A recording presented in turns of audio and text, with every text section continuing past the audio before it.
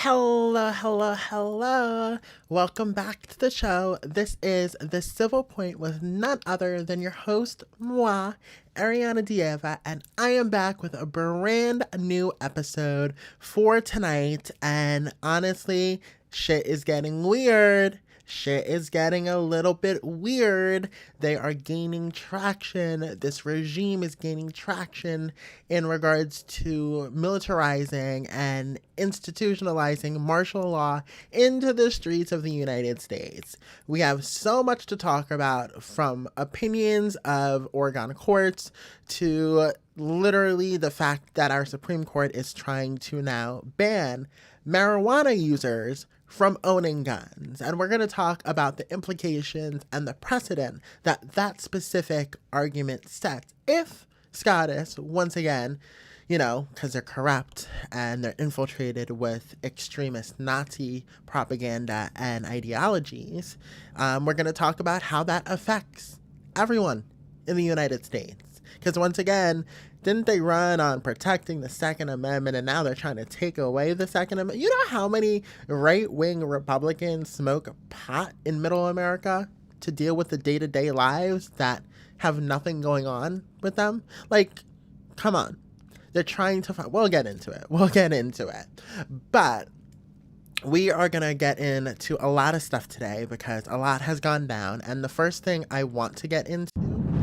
But before we do all that, go ahead, hit that subscribe button. You don't want to miss out on brand new episodes of the Civil Point podcast with moi, and we can discuss every insane thing that this administration is doing to try and restrict rights from human beings on American soil, especially restricting rights and ripping away rights from American citizens. So go ahead, hit that subscribe button, hit that like button on this podcast episode. It's brand new for you, as well as turn on that notification bell so you get notified when I'm live streaming. But let's get into the content for today. So, big decision from the U.S. Appeals Court in Oregon, Portland.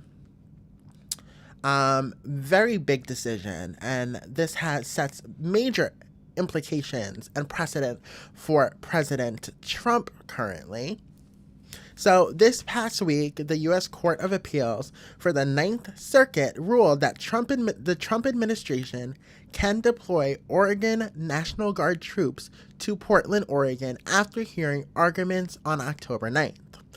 The administration argued that troops were needed to protect U.S. Immigration and Customs Enforcement facility after demonstrators clashed with federal agents, citing Federal Law 10 U.S.C. Section 12406. Has the court seen what's going on in Portland? Has anyone seen what's going on in Portland? I mean, I'm not seeing clashes between ICE agents. The only people who are being aggressive are ICE agents. They are inciting crimes. They are trying to incite people to attack them. The only people doing anything wrong here are the enforcement officers that were sent to Portland to deteriorate and eradicate this uprising of rebellion that didn't ever exist. So how can a judge rule in favor of Trump here to send Oregon National Guard troops into the streets of Oregon when they are provoking and trying to provoke crimes to happen, to institutionalize martial law? Now, of course, the judge that ruled in Trump's favor is, in his back pocket, so we can assume there's no actual reasoning, because the reasoning is falsified and fake, that this judge would then apply the U.S. Code, Section 10, Title 10, to this issue. So if we look at Section 10, or Title 10 here, Title 10 of the U.S. Code, Section 12406. I have it up here, and I think it states Section 3, right? I'm pretty sure. Somewhere I read they cited Section 3. But in regards to Title 10 of the U.S. Code, 12406, the United States or any of the Commonwealths or possessions is invaded or in danger of invasion by a foreign nation. There is a rebellion of danger of a rebellion against the authority of the government of the United States, or the president is unable with the regular forces to execute the laws of the United States. The president may call into federal service members and units of the National Guard of any state in such numbers as he considers necessary to repel the invasion, suppress the rebellion, or execute those laws. Orders for the purposes shall be issued through the governors of the states, or, in the case of the District of Columbia, through the commanding general of the National Guard of the District of Columbia. So they won in their court case because of this section of Title 10, Section 12406. But here's my thing about Section 12406. And again, they're picking and choosing, they're cherry picking what applies to these issues, to deploying National Guard troops into cities. And again, when I referenced Title 10, I referenced Title 10 with a specific caveat saying that you need judicial proceedings to go through the National Guard and have them infiltrate cities for a potential rebellion or invasion in regards to law in the United States.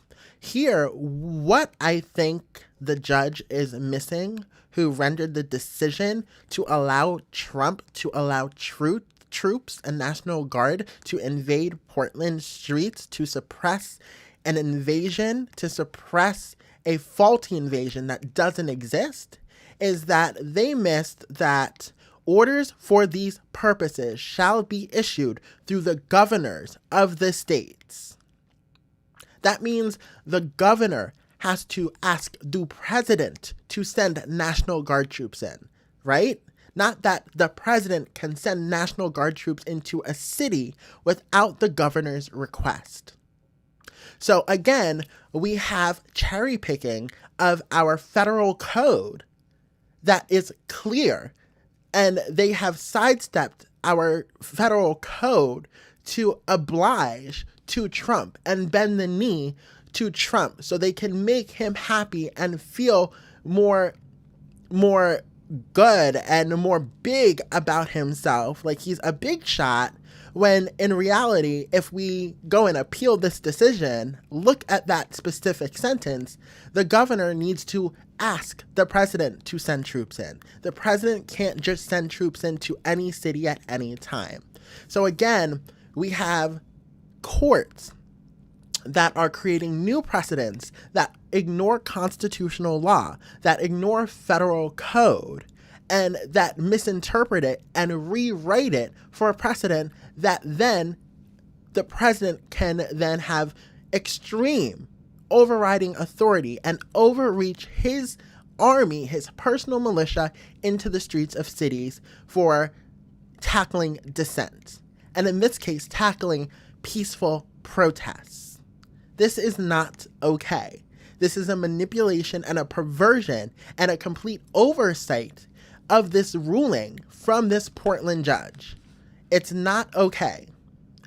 And it is U.S. District Court Judge Karen Emergert. I don't even know how to pronounce that last name. Emergert. So she wrote on October 4th that protests had been generally peaceful since June and granted a temporary restraining order, saying these incidents are inexcusable. So altogether, I think our court is corrupt, our justice system is corrupt, and I keep saying it because it is. It's just a corrupt system right now. And what do we do other than speak the truth and expose the corruptness of the system by exposing the complete oversights of laws that they are citing in their opinions? And we just need to continue talking about these laws and these oversights and these opinions that give our president unprecedented presidential power while ignoring the actual words of our federal laws. So altogether, again, it's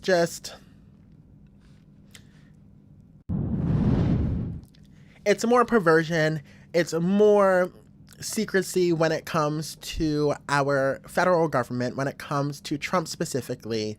He's big mad that he cannot get into a state without going through the proper procedures. And now this precedent set by the court today in regards to him now being allowed to deploy National Guard troops into a city now sets a precedent that he will be able to do it in any city. But hopefully we have proper representation and lawyers and attorneys when it comes and when we tackle these issues, because clearly our federal law states in Section 10 that that the judge is citing in their opinion, and that Trump argued and the judge sided on with to develop this opinion. It clearly says orders of these purposes shall be issued through the governors of the states, which means the governors have to ask the president to deploy troops into our cities. The president cannot just deploy troops willy-nilly at the snap of his fingers like he's a dictator. There are processes that follows, and there are other sections in Title 10 that also prevent our president, our sitting president, from deploying troops into our cities unauthorized. So again, it's just a misrepresentation of our federal law. But we're going to go ahead and move on here tonight, because we're going to go ahead and talk about, is it surprising? Is it really surprising at this point that we have people surrounded in the Republican Party with text chains that are being leaked with racism, misogyny, anti-Semitism? It's just a normal day. I just want to say one thing too. I'm solid and secure in my political beliefs. And if someone thinks that my political beliefs are shitty because I put humanity over money, I put humanity over literally America, then I don't give two fucks what you think. Because you're supporting a convicted 34-count felon and voted him into the presidency. You're supporting a man who was found guilty of rape allegations. You are supporting a man who is destroying the fabric of America's democracy. So I can sit here and lay my head at night knowing how my political beliefs, if you want to call them political beliefs, I call it having a little bit of empathy and humanity. I fall asleep at night with my head on the pillow knowing I'm speaking into a camera, saying things to defend people, not tear people down and not rip away people's rights like our current administration and regime is trying to do actively every single day of this administration. So you guys can say anything you want in my comments. I don't give two shits because I know I stand 10 toes down on what I believe. And what I believe is protecting human rights, human dignity, and not destroying groups of people based on prejudices that are based on some mythical book that you guys feel God delivered to you, hand delivered to you, when it wasn't hand delivered. It was written by a man who's looking to manipulate you and oppress you centuries ago. So I stand 10 toes down in my beliefs. I stand 10 toes down, and I don't give two shits what people say in my comments, because what I'm saying angers you, because I can sit here in all my truth while you sit there mad, angry, and upset at people who don't actually affect your daily lives. So I stand in my truth because I'm not mad about anything. I stand 10 toes down on the fact that humans exist. Humans exist. All humans exist, and we need to keep it that way. So let's go ahead and move on here, because I fall asleep at night knowing that I don't have text chains like this in my phone. Like, I know that my text chains will never be leaked to the point where there's a Nazi streak and anti-Semitism and racist remarks that are intentionally made because they support the eradication of groups of people. I lay my head at bed at night knowing that those text threads don't exist in my phone, and that they will never be able to be leaked, because I would never say these heinous, gross, vile things.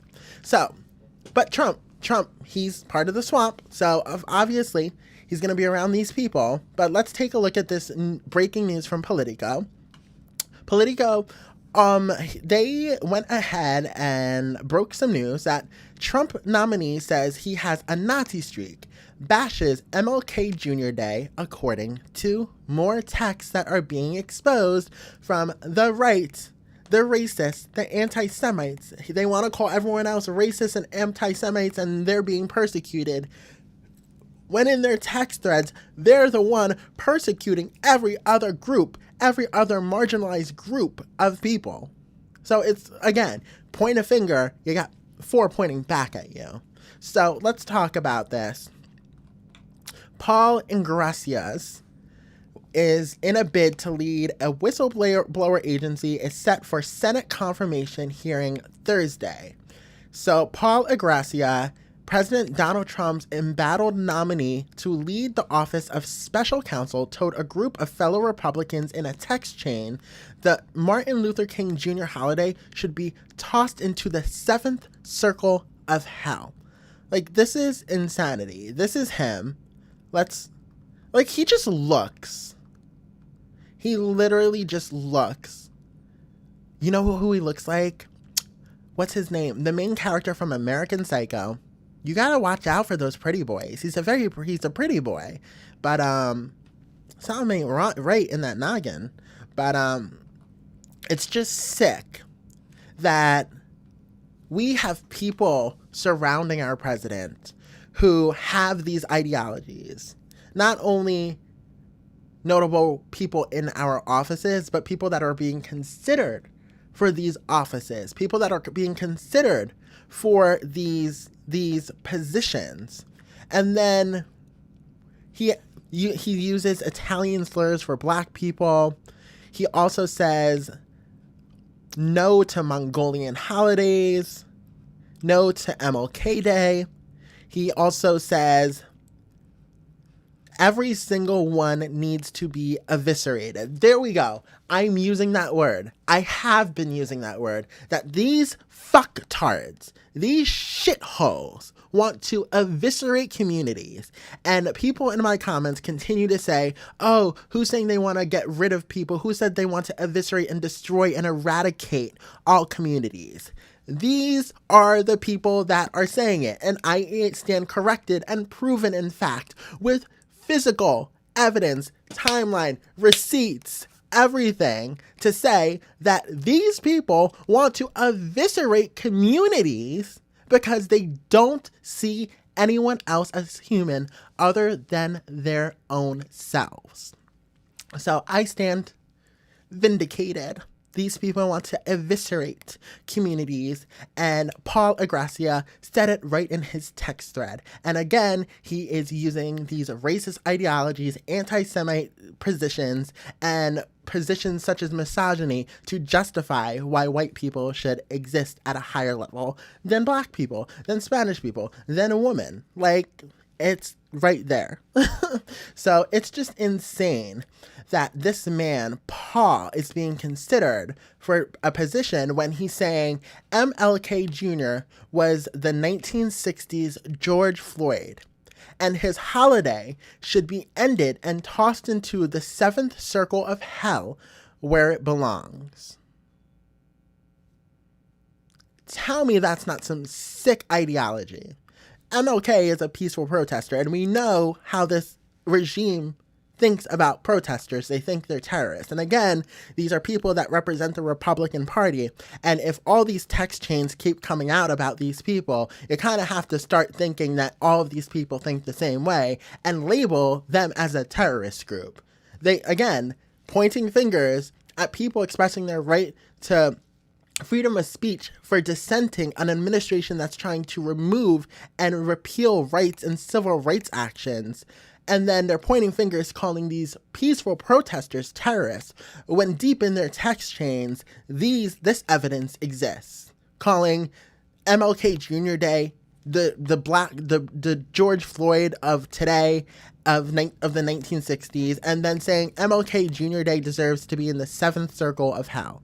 That's what I call extreme racism. Not only racism at that point, that's just complete denigration of a community for a community leader that paved the way for civil rights for Black people to have equality in the United States. So basically what Paul is saying here is that fuck Black people, fuck their equality, their day should never be had, and they should still be in the fields picking cotton in 90-degree weather in Atlanta, Georgia, on a random August afternoon. That's what he's saying. And this is what these people believe. And honestly, the writing is literally not even on the walls. It's in the text and it's being exposed. And even if you look at these text threads from the young Republicans, all of this is being exposed. And it's like, how can we sit here and say, and just turn a blind eye, let alone have our vice president justify these texts as, oh, they're just kids. Well, was Trayvon Martin a kid when he got shot? No. So what makes these 30-year-old white men and women, in the eyes of J.D. Vance, kids? I would like the explanation to that, especially when you have this, where you have Politico dropping the receipts here that one of the group chat says sex is gay. Sex? It was rape. Epic. Imagine describing rape as epic. Did you just admit to graping someone? Like, it's sick. These are sick individuals who have sick ideologies, who again just want to control and manipulate public consumption of social norms, and they want this to be the social norms. Yet the left, I'm not seeing the left being exposed with these crazy, disgusting texts, and I'm not trying to generalize here, but right now, predominantly, the Republican Party is being exposed for the racist, anti-Semites, misogynistic, sick, sadistic, vile human beings that we all know that they are. And it's the truth. And all of these goddamn text threads being exposed prove it. From Paul Ingracia to all the young Republicans who were in this chat. It's just disgusting. And some of the texts, you can read them right at the top here. We're officially under consideration for a Trump endorsement, which means Trump is trying to endorse these people with these gross, vile ideas. Great, I love Hitler. Kick the bitch. Stay in the closet, F word. This girl is fully retarded. They love the watermelon people. Like, it's sick. How can anyone sit here and defend this? It's sick. Anyway, we're going to go ahead and move on here because, again, I'm proving my point that the Republicans continue to backslide in accountability. And that is where we have a problem in America. And we're going to get to that in a little bit when it comes to the gun violence aspect of what I want to talk about today, because it proves that accountability matters. Accountability creates deterrence in the United States. And without accountability, then if someone sees someone like them get away with murder, guess what? They're going to try it too if they get to that point in their head where they're like, well, you know what? I don't see anyone else being in prison for this for too long. Maybe I'll try it myself and get away with it. So that is the overall issue in the United States is that no one has accountability. America has an accountability problem. America doesn't have a gun problem or a racism problem, even though it's true. It's just we need the accountability to match the crimes. That is what we need. So, again, the Republicans, again, the conservatives and Republicans tend to grift and graft to these ideologies that hurts people, that demonize people, that create people as the other instead of trying to create a society where people and of every culture and identity can live peacefully. And again, it's shown here. Brian Tyler Cohen went and got this audio and video of Jack Ciattarelli, the GOP candidate for governor in New Jersey, saying that they want to ban same-sex marriage. Let's go ahead and play it. We want to have a ban of same-sex marriage. And I know my brother voted against it. I'm here to do it again. We talk about family. A family comes into place when a man and a woman gets married, not the same sex. We oppose same-sex. We oppose same-sex marriage. We oppose same-sex marriage. This is what Jack says, a candidate for governor in New Jersey. And like, if you oppose same-sex marriage, don't get married to a man then. Like, I don't know what to tell you. Like, I just don't understand the moral compass of these people that feel like they can dictate what is morally acceptable and natural to every human being. Like, biology cannot be generalized in a sense of individuality. Like, you can't generalize biology. Everyone's biological makeup, everyone's brain chemistry is different. So again, they're trying to conform this idea that everyone is the same, that marriage has to be between a man and a woman because that's the only thing that exists naturally. And their only argument to say that man and a woman is acceptable and natural is that it produces babies. But that is just a product of sexual nature. It's not a definitive aspect of what naturality means in human beings. It's a product. So to sit here again and we continue having to fight this argument that homosexuality is technically natural because it's natural for other human beings to be attracted to the same-sex people. And we continue having this fight and this argument about it. And it's like, when does it end? Like, be you. Like, go do you. Like, you don't want to marry a man. You don't want to, like, be a gay 2 a.m. demon queen. Like, then don't be a gay 2 a.m. demon queen. Go home to your wife and kids and be happy. Why is anyone else affecting you? Like, I just don't get it. And, like, half of these fucking Republican retards are sitting here saying, like, oh my God, gay people this, gay people that. They're so worried about gay people. And it's like, y'all are really telling on yourselves. Because why are you so obsessed with gay people if you're not interested in gay people? It just doesn't make any sense to me. Like, I'm not worried about what you're doing in your bedroom with your wife. Like, why are you so worried about what someone like me is doing in my bedroom alone privately? It just doesn't make sense. The dots are not connecting here. The math is not mathing. It's about control, and it's about controlling a society, unfortunately. But again, if you don't want to marry a man, don't marry a man. If you want to marry a woman, go marry a fucking woman. That's if you can fucking find one with your fucking sick, vile thoughts. Anyway, we're going to go ahead and continue on here. It's just insane what's going on. But now we're going to tackle a very big issue that I find is going to set a dangerous precedent in the United States. I keep talking about a domino effect, that if you give someone an inch, they will take a mile if they're greedy motherfuckers. And this administration, this regime is greedy motherfuckers personified. Picture in the fucking dictionary. So when it comes to the Supreme Court now, they're considering restricting and removing the legalities of gun owners who smoke weed on a regular basis. And this is so random, and someone will say this is random, but it's not random. It's not random in the slightest bit. They have flirted around the idea of removing the Second Amendment from certain groups of people.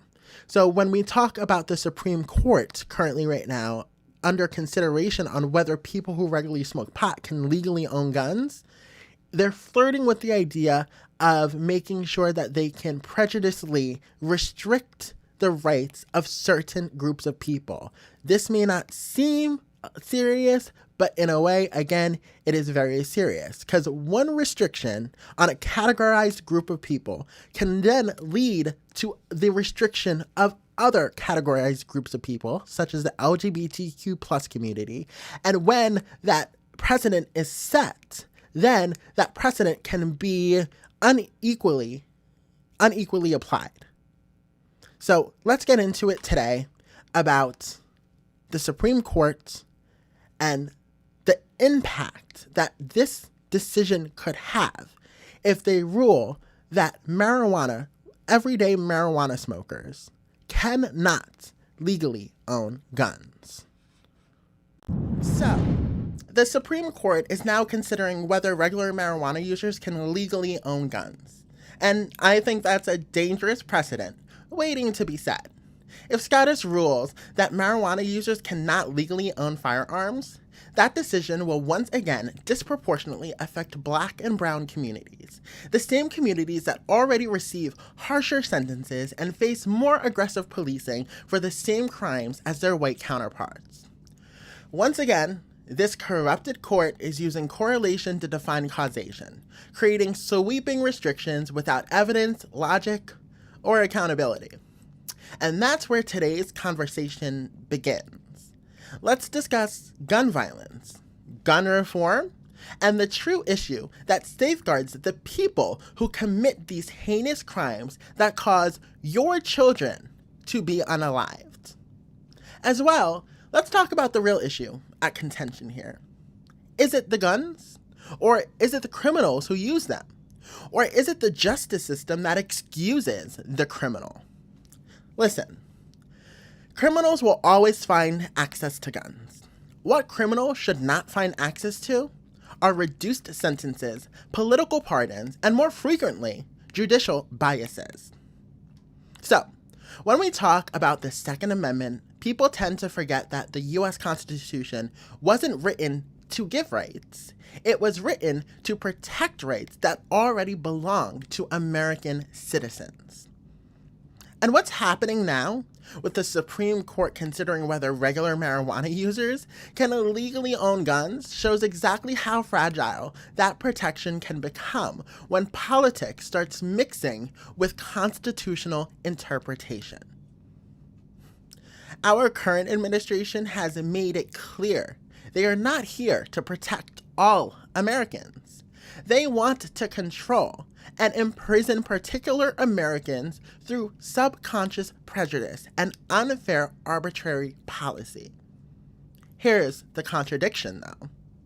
So, under federal law, anyone who uses an unlawful controlled substance, which will include marijuana still, can be restricted from owning a gun. But marijuana isn't mentioned in the Constitution, right? So, it's a classification under the U.S. Code, not a constitutional clause. That means the issue technically falls to the states. And under the 10th Amendment, states have the authority to regulate laws not explicitly outlined in the Constitution. So, yes, that creates a contradiction. You have states legalizing marijuana, while the federal government still considers those same people unfit to own guns, as they look to revisit this case. It's a direct clash between state sovereignty and federal oversight. And it exposes how inconsistent our justice system can be when it tries to police human behavior instead of protecting constitutional balance. So now let's talk about mental health, because this is a part. It is just as important and just as misunderstood. Mental health is a broad term used to describe people who suffer from brain chemistry abnormalities. Mental health can become a condition, but it can also happen to any human spontaneously. A mental health crisis sometimes isn't a permanent condition. It's an event. It's an event that can happen to anyone at any time. You can live your entire life without a diagnosis and suddenly experience a mental break because of trauma, grief, or stress can cause you a mental health crisis. So how do you legislate something that's situational, unpredictable, and honestly, human? You can't. Not without overreaching, not without turning the law into a weapon against groups of people who may never pose a threat. Using this categorization method by broad terms such as mental health creates more distrust in the application of law, as our current administration tends to fill specialist positions with cankle cronies rather than listen to true health professionals. And that brings us back to intoxication and instability. When you're intoxicated, whether from alcohol, weed, or anything else, yes, your judgment is impaired. That's why we don't let people drive under the influence. But if intoxication equals instability, and instability equals disqualification from our Second Amendment, then we're saying anyone who drinks, smokes, or uses any mind-altering substance shouldn't be allowed to own a gun. That would disqualify millions of American adults. So if we followed that logic, nearly the entire country would lose their Second Amendment rights. According to the National Survey of Drug Use and Health, 58.7 million adults experience some form of mental illness. Of these individuals, 20.4 million also had a substance use disorder. 48.5 million people aged 12 or older had a substance use disorder. Among adults with many or any mental illness, 42.4% used illicit drugs in the past year. This number jumps to 51.9% among those with serious mental illness. That's why this can't be a federal issue anymore. The federal government needs to take a step back. The federal government in this administration tries to infer causation with no substantial evidence. Instead, it's truly correlation. Lawmakers are not mental health professionals. That is one thing we have to be remembered of. And they're not behavioral scientists. Their job is to create laws, not to interpret human behavior through a political lens of bias. This is where specialists and data come in. This is why we have agencies, experts, and mental health professionals, people whose entire careers are built and dedicated on studying crisis behavior, not exploiting it for headlines. But because the truth is simple, gun violence will never fully disappear. Criminals will always find access, but restricting the rights of certain groups of people, marijuana users, transgender people, or anyone else, that's not going to stop gun violence. It's not going to stop crime. That's just discrimination hiding behind policy. So what's the solution though? It's not blanket bans, it's a case-by-case accountability. It's using due process the way it was designed to evaluate situations individually, not ideologically. Messed up on that word there. And yes, that means there will still be casualties. That's the unfortunate truth about living in a free society. But that's also what our justice system is for. To interpret disputes under the law, not to preemptively strip rights away out of fear or politics. So, when it comes down to it, blanket restrictions on gun ownership based on identity or lifestyles aren't just unconstitutional, they're downright un-American. And here's where the real unfairness kicks in. Because this isn't just about who can own a gun. It's about who gets punished for owning one, who gets criminalized, and who gets forgiven. Our justice system has never applied accountability equally. That's not an opinion. That's a fact backed by data. White people who commit gun crimes or other violent offenses often receive shorter sentences or plea deals that people of color would never be offered. Meanwhile, Black and brown Americans are disproportionately arrested, convicted, and sentenced more harshly for the exact same crimes. So, when we talk about restricting access to guns under the banner of public safety, what you're really doing, whether consciously or not, is handing more power to a justice system that already discriminates. If you ban marijuana users from owning guns, guess who's going to be targeted first? It's not the suburban white guy with a medical card. It's the Black man pulled over for a minor traffic stop. If you add transgender people to that list of banned people who cannot own guns legally, it's not about gun safety anymore. It's about social control. That's the deeper layer to this. The laws may not look neutral on paper, but the enforcement has always reflected bias. And until that imbalance is addressed, every new restriction, no matter how logical it sounds, will hit marginalized people first and hardest. So when we talk about gun rights, we can't just talk about access. We have to talk about application and, more importantly, no prejudice convictions for these crimes. Because a right that's applied unequally is not a right. It's a privilege. Here, I'm articulating something most people miss when they debate gun rights. And let me just preface this. I am not agreeing with Charlie Kirk's political framing. I am agreeing with a philosophical truth that's hard to swallow. Total safety and total freedom can't coexist. A balanced and pragmatic middle ground must somehow exist. Charlie once said that few gun deaths a year are worth it to preserve the Second Amendment. Now, I think the way he said that was callous, dismissive, and completely devoid of empathy, but the underlying truth is this. We can't completely eradicate gun violence. That's the cost of living in a free society. What we can do is build systems that hold people accountable, apply justice fairly, and prevent access for those who are truly unstable defined by professionals, not just politically unpopular and partisan talking points used to pander for a few votes in an election. Because restrictions doesn't always mean protection. Sometimes restrictions is just control dressed up as concern. If the justice system consistently applied fair sentencing without racial bias, without political favoritism, without arbitrary leniency, then you'd see a natural deterrent effect. People commit crimes when they don't believe there will be consequences, or when they see examples of the people like them getting away with those crimes, aka gun violence and mass shootings.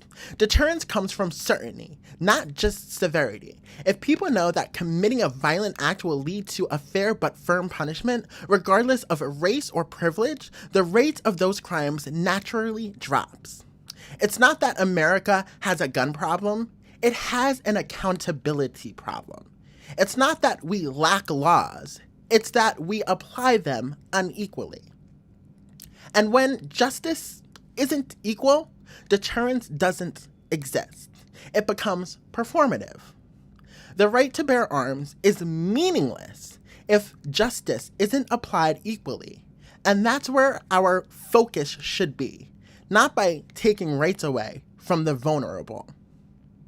So when we talk about gun violence, when we talk about how to prevent gun violence on human beings, on children, on people going to grocery stores or people going to school, it tends to miss the point.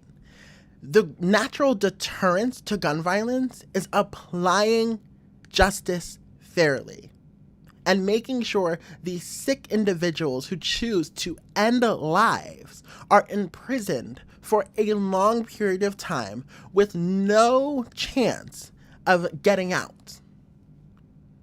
That is how we deter gun violence. It will never be eradicated, but we can deter it with actual fair punishments and serving sentences to the maximum.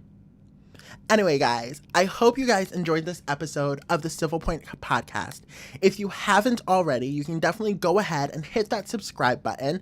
And before I do, just remember that gun violence needs to be talked about.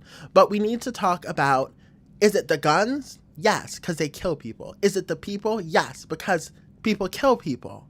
But we also need to talk about the larger issue at hand and the deterrence that could play a greater effect in gun violence deaths when we apply our laws to the maximum extent for homicide and mass murders. We need to hold our justice system accountable just as much as we hold the criminals and the guns accountable. Thank you for joining me, and I hope you guys have an amazing night. Don't forget to subscribe to the podcast. This is The Civil Point with none other than me, your host, Ariana Dieva. I will catch you on the next episode. Bye.